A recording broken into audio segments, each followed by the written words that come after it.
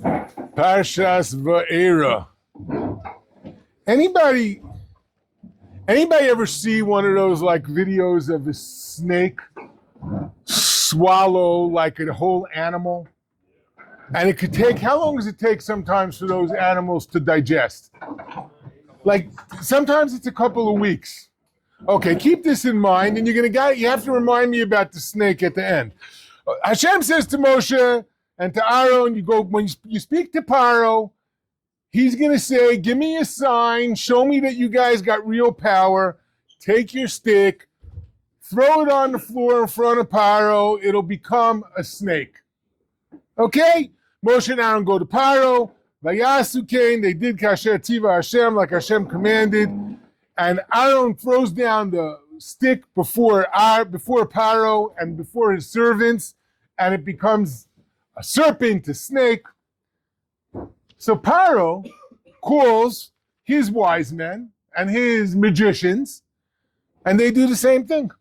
Vayasu gam hem chartumei Mitzrayim b'la'atein kain. They did the same thing. They all threw their sticks onto the floor. They turned into snakes. And then what happens? Aaron's stick, doesn't say Aaron's snake, swallows all of them. Now, the Medrash fills in some of the blanks in the story over here. He throws the stick down. You have a serpent, you have a snake. Okay, this is scary, right? The Medrash says, Paro starts laughing, cackling, like crowing like a rooster. He starts making fun of them. Misachek aleim umekarkir achreim kisar negolas, a chicken, like a hen. He was cackling. And he says, oh, this is your big God? Like, for real? Usually, you bring your people, have something to sell, they sell it in a place that needs it. They have a saying, you don't bring coals to Newcastle. Newcastle was the place like where all the coal mines were.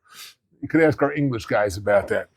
He says over here, you don't bring fish to the coast of Spain, España. You don't bring fish, you don't bring brine there. You don't bring fish to Akko, you don't bring wheat to the place where they grow the wheat. You're bringing magic here? You don't know that I am the master of magic?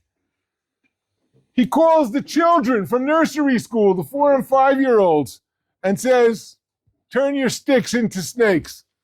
And they all throw their sticks down, they turn into snakes. And he says to his wife, he says, yeah, come here. Calls his queen. Says, throw your stick on the ground, turn it into a snake. They turn it into, she throws it into the floor and turns it into a snake. He's like, are you for real? You guys are for real? Like, what are you trying to show me? Now, let's remember, we talked last week about the difference between the name Elokim, which means power, and the Shem Havaya, Yud Ke Vav Ke, the Shem of Hashem. And Paro says, I don't know that name. I don't know who that is. Okay, we're going to get back to this here. Snake is a really interesting animal to use as like, why didn't he turn it into a gorilla? Like, why didn't they throw the stick on the floor and turn it into a gorilla? A dinosaur, a dragon, I don't know. Something interesting. Why a snake? But do you remember the first snake? All the way back in the beginning, that first snake with Adam Rishon? That snake was the expression in this world of the Yetzer Hara. That snake was the ultimate manipulative, conniving creature. The one who says, work this way, work my way, don't work any other way. Don't worry about what God says.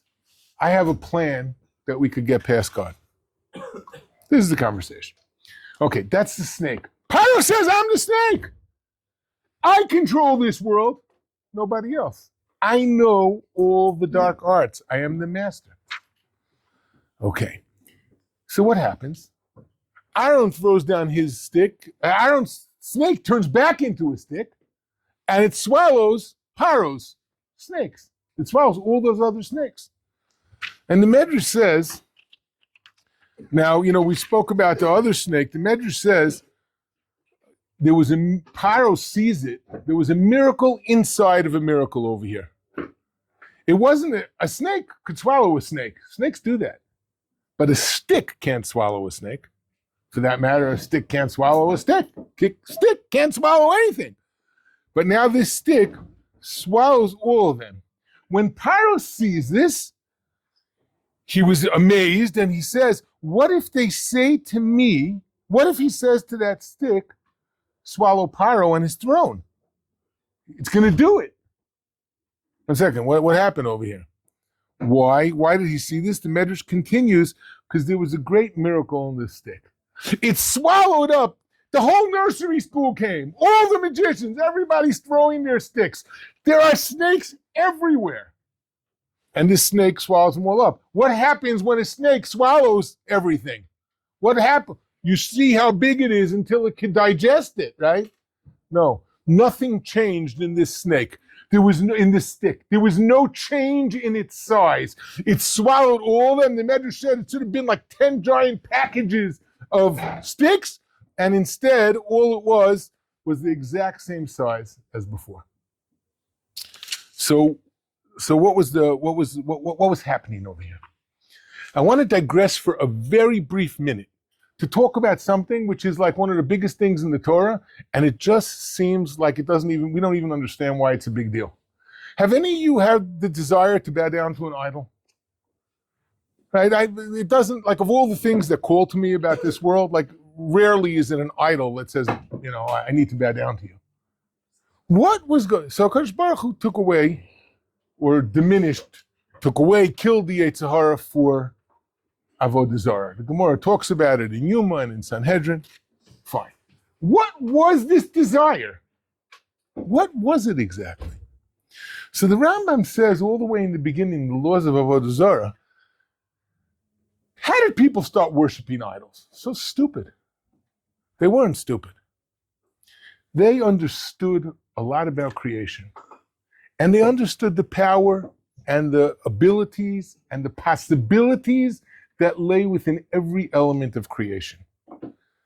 And when they saw the sun and the moon, they said, these are like the officers of the king. Just as you have to give the king honor, you have to honor his officers. This mistake happened in the generation of Enosh, a couple of generations after Adam HaRishon. And the Rambam says, and so they started saying, we have to show honor to the officers as well. As time went on, they started saying, this is what the sun told me, this is what this animal told me, this is what this power told me. They started corrupting that process. And eventually, they came to a stage where they forgot about the creator of everything. And if you were living in the mind space of ancient Egypt, and you were a Mitzri back then, or a Jew who was living among them, you know how they saw the world? They saw every single living creature, every single tree, and every single star, and every planet as a power, its own power. It has its own force. If you could utilize, let's give an example, simple one. If you could utilize the source of the sun, what could you do? The power of the sun, what could you do? You could do a lot with the power of the sun. All solar power, everything that grows, there's power there. Where does that power come from? What's the source? If I look at every single thing, and I understand creation so well to see the power that lies in creation. You know how much power lies in creation? Gentlemen, we take this for granted. They took an atom, one atom, and they broke it down. The force that holds that atom together is so powerful that it creates an atomic explosion, a nuclear explosion. There is so much power in creation, we just don't know how to get at it, but it's all there. So they have, this one, we're not going to get into physics right now, but that's the power that lays in creation. And people saw this power as being independent power.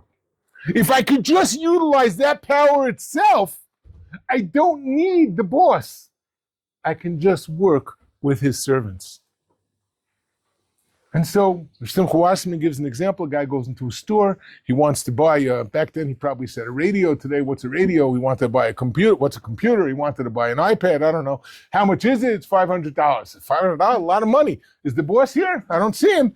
How about I give you $50, you give me the iPad. The boss isn't even here. He won't notice. He's got bigger things on his mind. He said that's what Avodah Zarah is. Avodah Zarah is that I try to bypass the Creator and just use the things that He created for my own purposes. And that I don't need the relationship with the Creator anymore. I don't have to worry about Him. I don't have to worry about the boss. I work with His guys. That's Avodah Zarah. They looked at the world, power everywhere. They were the experts in utilizing the power in everything in creation. They were the masters. The kids can do this. They taught the children as babies how to master nature. Along comes Moshe. Says, remember Elokim?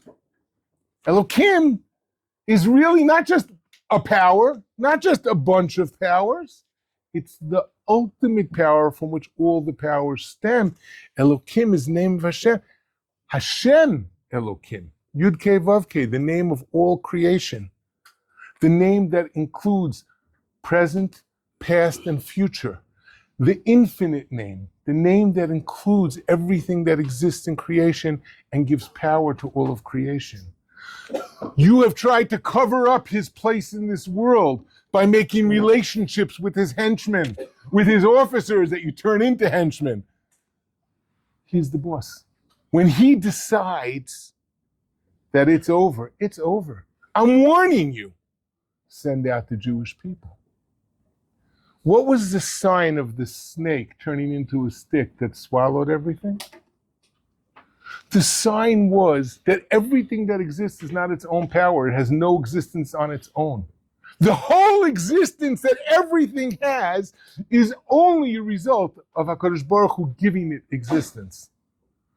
So when my stick swallows all of those snakes, it doesn't even make an impact. There's nothing to digest. Because really, it doesn't have its own existence. It ceases to exist in the presence of the Melech Malchei Hamlochim. And as a result, there's nothing left. So Paro at this moment becomes afraid. And he says, uh-oh, I can disappear. Me with all of my power, me with all of my wisdom. I remember that Yosef guy who was a step ahead. I remember this reality. But then what's the next step? Paro. So I got to be strong. I got to hold on to my lie. You know what stupid smart is? That's what stupid smart is. Paro can't win. No, I'm going to fight this till the end. But now is the beginning of each of these makos revealing that every single piece of creation is controlled by HaKadosh Baruch Hu. And every makkah shows another level, another piece of creation. The ground and the air and the planets and the flying things and the sun, the moon, and life and death itself are all in the hands of HaKadosh Baruch Hu. Gentlemen, we should see niflos, like the days when Hashem took us out of Mitzrayim. Have a beautiful Shabbos.